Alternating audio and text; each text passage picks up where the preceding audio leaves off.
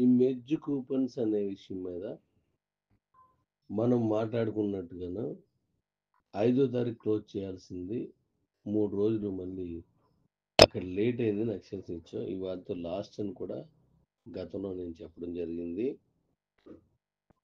నాకు వచ్చిన ప్రాబ్లమ్స్ ఏంటో ఇప్పుడు మీతో చెప్తాను, వినండి. బ్యాంక్ తాలూకా రూల్స్ ప్రకారం నెంబర్ ఆఫ్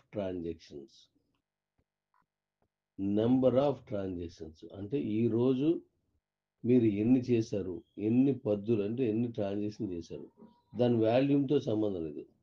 వాల్యూమ్ అంటే అది రూపాయి కావచ్చు, 10 రూపాయలు కావచ్చు, 10,000 కావచ్చు, 1,00,000 కావచ్చు, అలా అన్నమాట. నెంబర్ ఆఫ్ ట్రాన్సాక్షన్స్ ఎన్ని తీసుకున్నాడని చూస్తారు. దాంట్లో ఎంత క్యాష్ ఉందని చూడరు. ఇప్పుడు 1,00,000 రూపాయలు మీరు పంపించాల్సి వస్తే రూపాయి చొప్పున 1,00,000 పంపిస్తే 1,00,000 సార్లు పంపిస్తారంటే కుదరదు. అది ఒక రోజులో వాళ్ళు 600 ట్రాన్సాక్షన్స్ ఇస్తారు.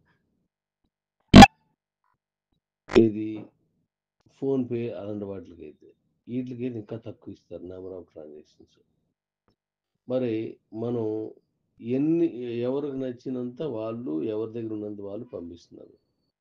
నేను ఇందువరకే ఒక కండిషన్ చెప్పాను, 3,000 కంటే లోపు పంపించకండి, మనకి ఇబ్బంది అవుతుంది, బ్యాంక్ అకౌంట్ ఆపేస్తాడు, ఇంకా మన నుంచి ఏం వెళ్ళవు అని. అంటే ఎవరు దాన్ని పెద్దగా పట్టించుకున్నట్లు లేదు. ఎంత వస్తే అంత పంపించేస్తున్నారు.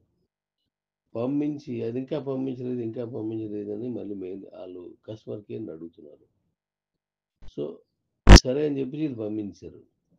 ఇప్పుడు అది ప్రాబ్లం అయ్యి గత 3 రోజుల నుంచి మైనీడ్స్ అకౌంట్గా మీరు పంపిస్తున్నారు, అది తీసుకోవడం లేదు. మీరు చూసారు లేదు, డిక్లైన్ అయిపోతుంది. గత 2 రోజుల నుంచి మిగతా అకౌంట్ 2 బ్యాంకులు కూడా క్యూలైఫ్లో 2 బ్యాంకులు కూడా డిక్లైన్ వచ్చేస్తుంది. అంటే నెంబర్ ఆఫ్ ట్రాన్సాక్షన్స్ లిమిట్ అయిపోవడం వల్ల ఇంకా బ్యాంక్ తీసుకోవట్లేదు. మనం దాన్ని ఇంకా ఎక్కువ చేస్తే ఏమవుతుందంటే ఆ అకౌంట్లోకి ఇంక పంపించనండి అని ఆపేస్తుంది.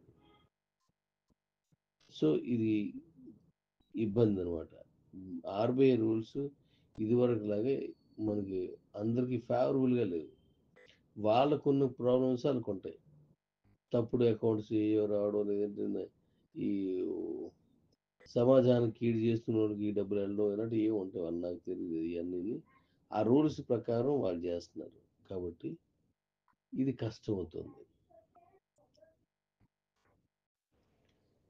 ఏదేమో నాకు 8వ తారీఖు వరకు మనం టైం తీసుకున్నాం కాబట్టి అంతవరకు భరించాను.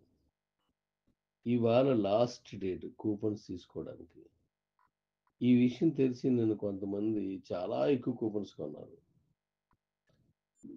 చాలా మంది కొన్నారు, అలాగా ఎక్కువ కూపన్స్ కొన్నారు. బహుశా నేను అనుకోని ఇవాళ కూడా కొంటారు. అంటే 10,000 5,000 కాకుండా ఎక్కువ కొన్నారు అనమాట. సో ఇలాంటి వాళ్ళందరూ నేను అనుకోవడం వీళ్ళు ఎనిమిదితో ఆగిపోద్ది కాబట్టి ఇక మీద నుంచి ఎవరికైనా కావాలంటే ఇవ్వడానికి అనుకుంటున్నాను. వాళ్ళ దగ్గర నా దగ్గర ఉన్నది తీసుకున్నాను చెప్తాను అనుకుంటున్నాను. లేదా వాళ్ళ దగ్గర చాలా పెద్ద టీమ్స్ ఉండొచ్చు కింద, ఆ టీమ్స్ అందరికీ కావాల్సిన కొనేసుకొని ఉండొచ్చు. ఈ రెండింటిలో ఏదైనా కావచ్చు. కాబట్టి అలా కూపన్స్ తీసుకున్నారు. బహుశా ఇవాళ కూడా తీసుకుంటారు. అయితే ఇవాళతో ఇంకా కూపన్స్ ఇవ్వడం అవ్వదు. నాకు అకౌంట్ క్లోజ్ అయిపోద్ది. ఈ మంత్ ఎండింగ్తో మన తాలూకా కివో సర్వర్ని, కివో వెబ్సైట్ని మనం క్లోజ్ చేయాలి. నేను చాలా క్యాల్కులేటెడ్గా వెళ్తున్నాను. ఎందుకంటే మీరు ఎన్నాళ్ళు కాయిన్ అమ్ముకోకుండా అలా లోపల కూర్చుంటారు.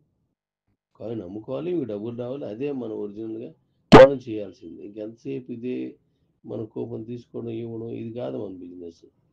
మీరు కొనుక్కున్న కాయిన్స్, మీరు సంపాదించిన కాయిన్స్కి డబ్బు రావాలా, అది మనకు కావాల్సింది. అది ఇప్పుడు రేపు ట్రైనింగ్ మీటింగ్లో నేను చెప్తాను కాబట్టి ఇంకెక్కడి నుంచి కంటిన్యూ అయిపోతుంది. అయితే ఇక్కడ నేను 10 రూపాయలకే ఒక కూపన్ ఇస్తూ 15 రూపాయల ఐఎస్జిటి అంటే 50% ఎందుకు ఇస్తున్నానంటే ఇక్కడ ఉన్న చాలా మందికి ఈ సిస్టమ్ తెలియదు చెప్పాలని. చాలామందికి సిస్టమ్ తెలియదు. వాళ్ళు చెప్పాలి. ఆ చెప్పడానికి, ఆ కూపన్స్ ఇవ్వడానికి, మరి వాళ్ళు పెట్టుబడి పెడతారు కాబట్టి వాళ్ళకి కూడా రూపాయి మిగలడానికి నేను రూ. 10కి ఇచ్చిన దానికి రూ. 15 ఐఎస్డిటి ఇస్తానన్నాను. ఓకే. రూ. 15 ఐఎస్డిటి వస్తుంది. మీరు ఎవరికైనా అలాంటి అమ్మినప్పుడు రూ. 15 కంటే ఎక్కువకి ఇవ్వకండి. మీరు ఎవరికైనా ఇచ్చినప్పుడు రూపాయి, రూ. 2 మీరు లాభం తీసుకున్నారనుకోండి. ఆ వినియోగదారుడికి వెళ్ళేసరికి అది రూ. 15 అవుద్ది. రూ. 15 విలువైన ఐఎస్డిటి వచ్చేస్తుంది కాబట్టి ఎవరికి ఇబ్బంది ఉండదు. ఇది ఒకటి జాగ్రత్త చూసుకోండి. అలాగని వాళ్ళు ఎక్కువగా అమ్ముతున్నారు అది ఇది అంటే నేను కూపన్స్ ఇవ్వట్లేదు ఇచ్చాను కాబట్టి నేను దాంట్లోకి రాలేను. అలా ఎక్కువగా అమ్మింది కొనుక్కోకండి మీరు.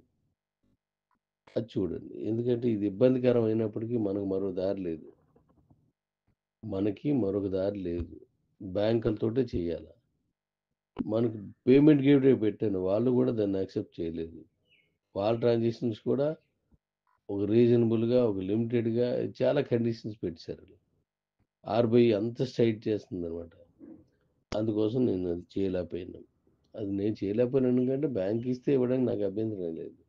కాబట్టి ఈ విషయాన్ని గమనించి నేటితో కూపన్స్ తీసుకోవడం లాస్ట్ అయిపోతుంది. ఈ మంత్ ఎండింగ్‌కి మన వెబ్‌సైట్‌లో ఉన్నయన్నీ కూడా క్యూ లైఫ్‌లోకి పంపించేయాలి.